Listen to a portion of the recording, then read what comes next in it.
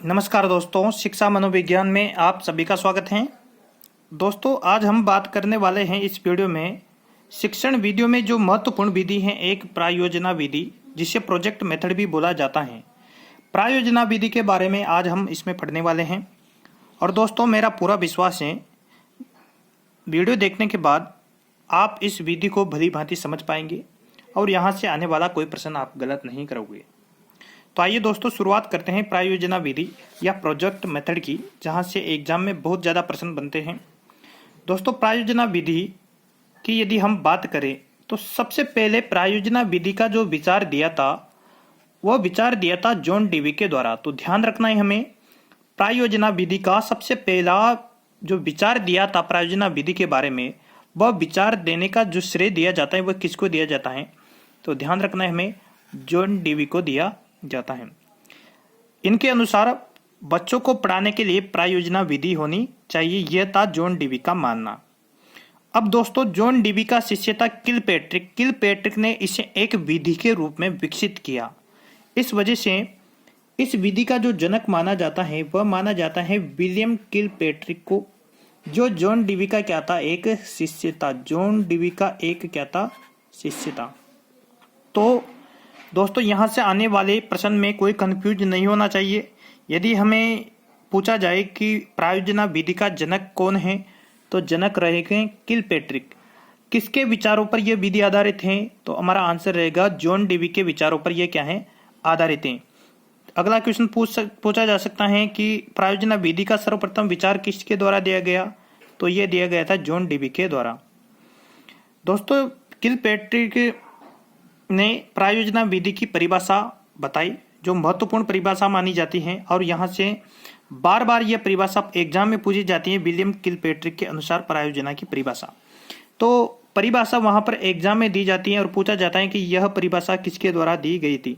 तो दोस्तों, William Kilpatrick के अनुसार प्रायोजना जो है वह 100 उद्देश्यपूर्ण प्रक्रिया है।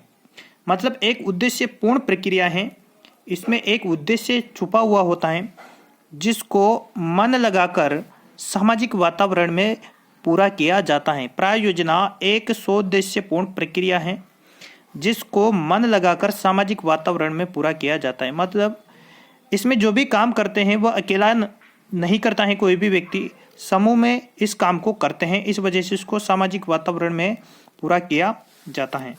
तो ये थी किलपैट्रिक के अनुसार प्रायोजना की परिभाषा, जो काफी बार एग्जाम में पूछी गई है और बहुत ज्यादा इंपॉर्टेंट है। अगली जो इंपॉर्टेंट परिभाषा आती है वो आती है स्टीवेंस के अनुसार। दोस्तों, स्टीवेंस के अनुसार प्रायोजना क्या है? किसी समस्या को हल करने के लिए जो कार्य किया जाता है वह क्या है? प्रोजेक्ट है। स्टीवेंस के अनुसार जो स्वाभाविक परिस्थितियों में पूरा किया जाता है, मतलब इस कार्य को करने के लिए किसी विशेष परिस्थिति की हमें आवश्यकता नहीं पड़ती है। तो स्टीवेंस के अनुसार ये महत्वपूर्ण परिभाषा है प्रोजेक्ट की। प्रोजेक्ट किसी भी समस्या को हल करने के लिए किया जाने वाला क्या है? कार्य है, जो स्वाभाविक परिस्थितियों में पूरा किया जाता है। इसके बाद दोस्तों बात करते हैं हम प्रायोजना विधि के प्रकार की बात। यदि प्रायोजना विधि के प्रकारों की बात की जाए दोस्तों, तो किलपैट्रिक के अनुसार जो प्रायोजना होती है वह 4 प्रकार की होती है। तो ध्यान रखना है, विलियम किलपैट्रिक के अनुसार प्रायोजना के कितने प्रकार बताए गए हैं? 4 प्रकार। वो 4 प्रकार निम्नलिखित हैं दोस्तों।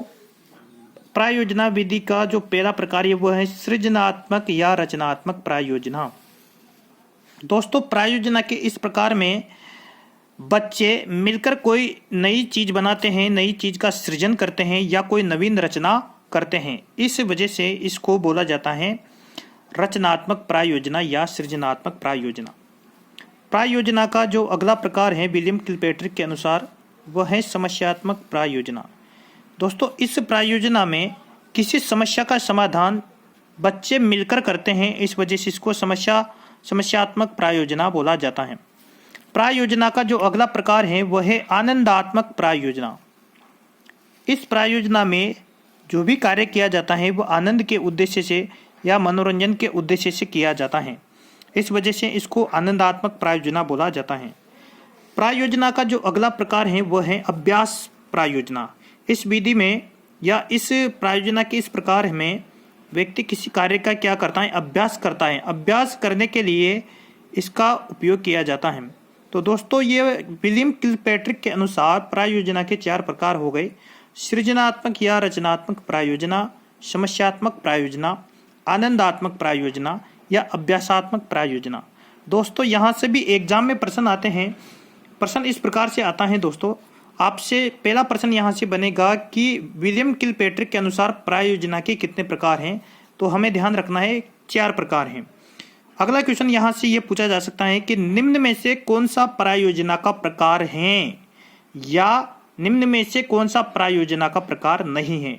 इस प्रकार से यहाँ पर प्रश्न पूछा जा सकता है प्रायोजना के प्रकारों के बारे में।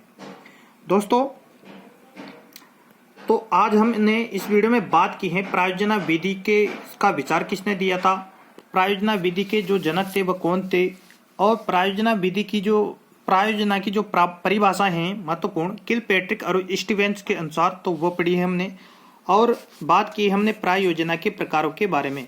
किलपैट्रिक के अनुसार प्रायोजना के 4 प्रकार हैं: सृजनात्मक या रचनात्मक प्रायोजना, समस्यात्मक प्रायोजना, आनंदात्मक प्रायोजना और अभ्यासात्मक प्रायोजना।